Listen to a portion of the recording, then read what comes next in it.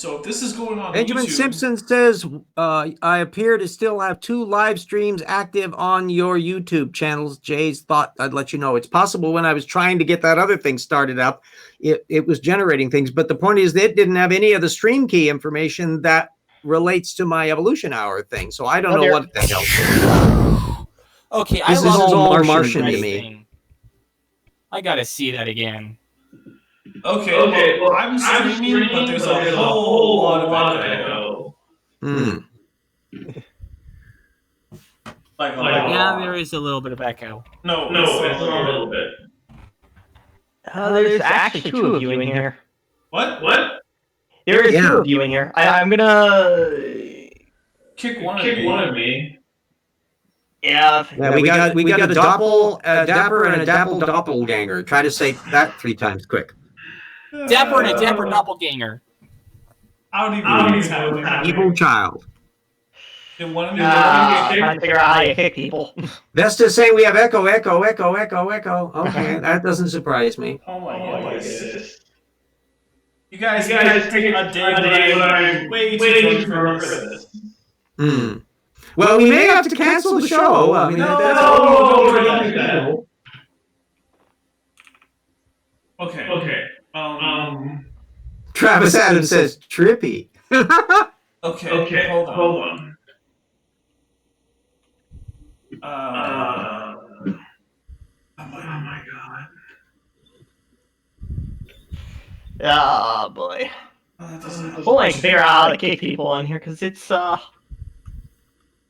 buttons are not really all that well. No, I'm not sure it gives you an option to do that unless I am painfully missing it. Wait. Sean says I'm seeing shagadelic stuff. Yeah. Sean Hufford? Sean W. In the live chat, we're getting snarks going on in here. Welcome to the Twilight Zone. Old Scratch says. Besides me. Whee! Well, okay. I'm flashing a little bit, but if people are hearing me, then that's all we need. To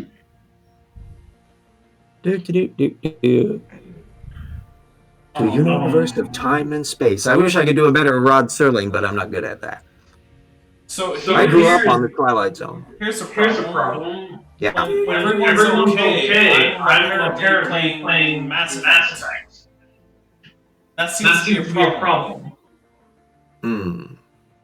So let me figure out what else I can do. Whatever you need to do, Dave. Okay. Ooh, pretty.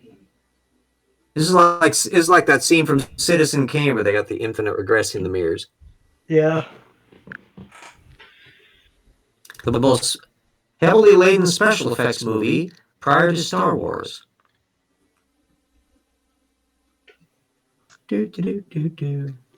Lisa says YECs live in the Twilight Zone all the time.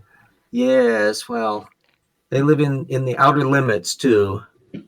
Politically, they would be the opposite from the Twilight Zone gang, by the way. So maybe if I mute myself and on my OBS and in this Hangouts, you guys can talk normally, but then I'll just stream whatever I'm doing in Mass Effect. Okay. Is that okay with you? Yeah. All Let's see. A special edition Evolution Hour. Okay. Yeah. So I'm muted. Okay. Well, if people are hearing me, everybody in the live feed there, put a signal up, a thumbs up, or say yes if you're actually hearing me without any panic or uncertainty. We will probably have a shortened version so we can get some feedback on there. I'm looking at the YouTube that was set up for the initial feed, and so I have no idea. We're getting some nice little images popping in from good old Dapper. So Old Scratch, Lisa, John, Vesta, Sean, Travis, all of you in there, let us know. Are you hearing this okay? Yes, we're getting a yes from Vesta. Okay. Yay! This is a weirdly malfunctioning evolution hour, so it'll probably be not quite as long as before, but nevertheless, we'll go ahead and do that. As usual, there's elements to bring up with the Ruby and Sanford's Contested Bones Anti-Evolution book, which I finally finished. John Barleycorn says yes, but an echo. Eek. I don't know how to resolve that. Old Scratch says, here's James Fine. So we're assuming that different people are in different teleportation universes and getting a different signal. Anyway, Ruby and Sanford finished off their genetic chapter, which basically involved them copying a big swath of Jeffrey Tomkins on chromosome 2.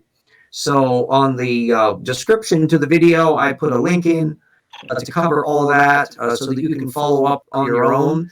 Basically, it's them letting Jeffrey Tomkins run the show. And the general rule of scholarship is if you let one side tell you what both sides of a case think, that's probably not a wise policy. So I'll make that super duper short. And then, yes, Vesta says Evolution Hour is experiencing a mutation. Lisa for Truth says, do you mind if I plug my channel? Sure, go ahead.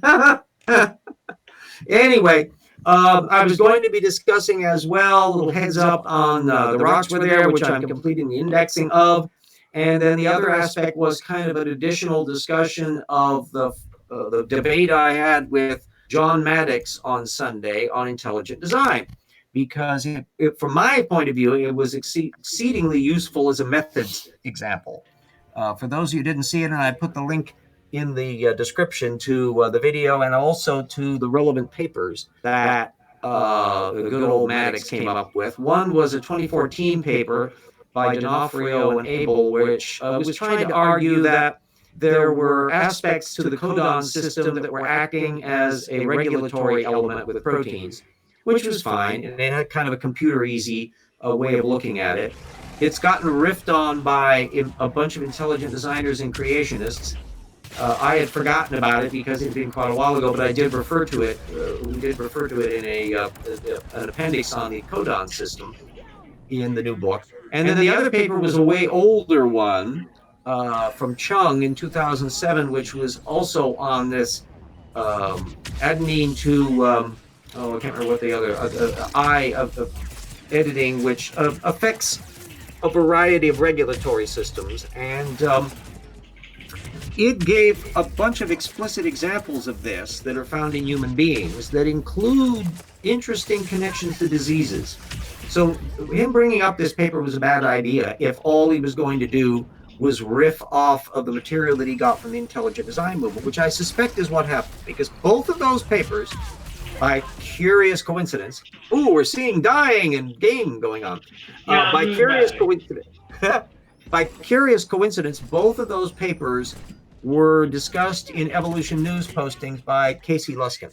So I strongly suspect that Maddox did not tumble onto these papers because of dint of his own independent research, but because he was reading anti-evolution literature and then copying the sources that he read and making his own argument. And that I was testing that out by asking him some questions about what they referred to.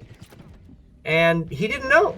He had no clue about what organisms were being alluded to. And if he had never read the papers, but only got the citations secondarily, that would explain why he was in that little box. This is a weird, surreal thing of having this wonderful video game going on. My niece's husband plays role-playing first-person shooter type games like this as well. So I'm entirely familiar with them. I'd say that I expect to see some stairways. There usually are lots of stairways in these things, and there are no throw pillows. I've noticed a complete absence of throw pillows in these affairs.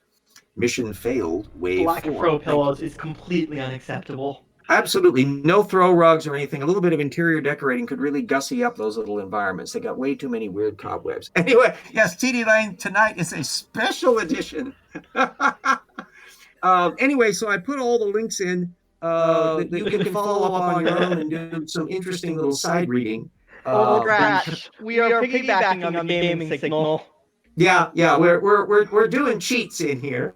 And I'd like to still thank, for all the clumsiness of it, I would like to thank Dapper Dino, and I will give Dapper Dino a big thumbs up because just today he made life more complicated for me because he alluded to some discussion of cosmology from young Earth creationism in a video that he posted on the discussion of his brother's move away from being a young Earth creationist. And it was a very insightful interview. And along the way, that subject came up. And hey, Dapper Dino here. And I just want to point out that the echo is not from me because I have my mic muted. So there you go. It could be from anywhere else floating around in there. If Tornado and TD wants to mute, that way we can determine whether or not it's me that's causing it as well. Anyway, I'd like to thank you for that heads up, Dapper, on that, because that opened up an interesting bit. One of the things that was the reason why Rocks Were There is going to be 2 volumes instead of 1 is because the text was getting quite substantial. We got about 500 and some odd pages in volume 1. It'll probably be comparable about in volume 2. And rather than trying to cram it all into a book that could be used as a doorstop or a way to hold your car down in a high wind, we decided to split it up in 2 volumes. And that meant excising all of the references and index listings for things that are actually now going to be in volume 2. So that's it added a little bit of a thunk to it. But anyway, it happened that possible. Oh, a giant bug. Anyway, the information on that, it led ultimately to finding an Andrew Snelling post from a co-authored chapter that he did for the 2019 edition of Answers Book 4, where he repeated the stupid diamond dating claim and he repeated the salt in the ocean claim very, very superficially. And so I needed to plug that into the new book because we're kind of keeping track of the tropes and who's been repeating them over time. You get kind of like a ballpark of the lay of the land on this kind of thing, because there's no point in being just aware of the stupid claim without recognizing how they tend to metastasize. And the one thing that you'll discover in reading both intelligent design literature and creation science literature is how much they copy the same damn stuff over and over and over again under the hopes that by repeating it lots and lots and lots and lots and lots of times, that the readers won't ever check it, but you'll catch a new reader who will be really wowed by the fact that they've got like footnotes and everything and not bother to check up on it. But the problem is if your original argument's wrong, it doesn't matter how many times you repeat it. And that just means wrong. It's still wrong. And that's the thing that you discover why the goal in source scholarship is to try to track down who stuck their head up their ass initially on it, and then who are the cranial blockage of the rectum imitators who then repeat the thing and trope it. And that's a useful bit where like this Jeffrey Tompkins material on chromosome 2 that Rupi and Sanford copied. All they're doing is relying on a secondary source. And so you get this great deal of incestuousness. That's another issue that I've been doing in my tip project. Can rattle for the project. Let me put my little GoFundMe dot in there, because February has been as murky as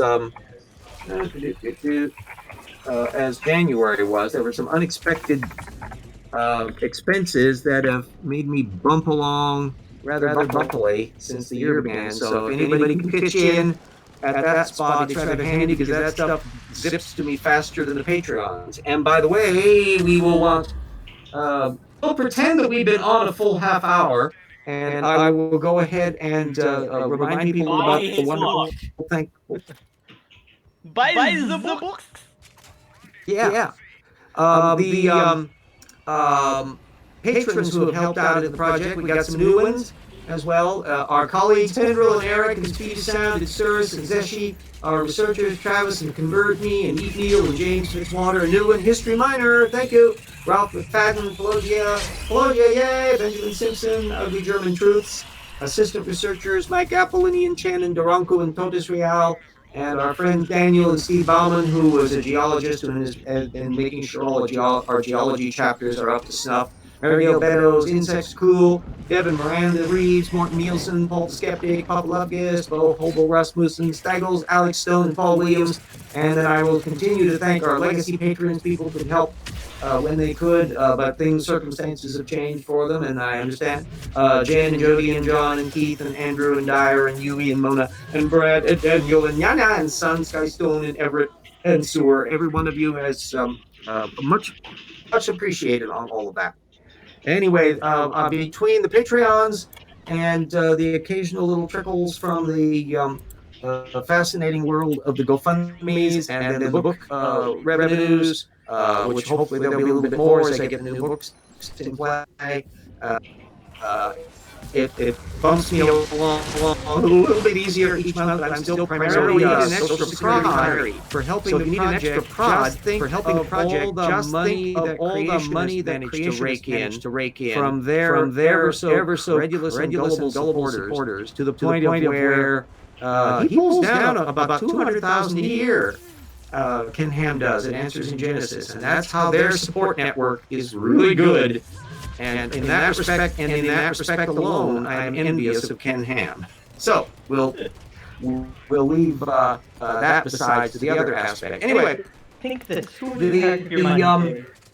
Ken Ham or RJ, the guy who built a giant ark that would never float, or the guy who wrote a book that completely destroys the entirety of anti-evolution on reptile transition.